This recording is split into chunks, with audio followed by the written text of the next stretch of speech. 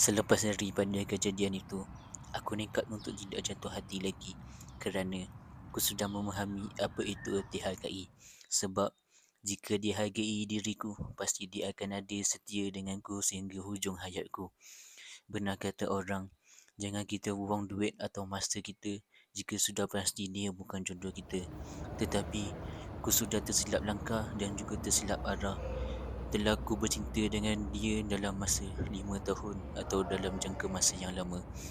Aku memohon maaf kepada dirinya kerana tidak dapat untuk menjaga dirinya.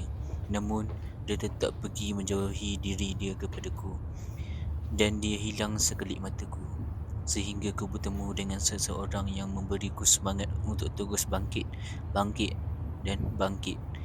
Kita bertemu di PT2. Let's go!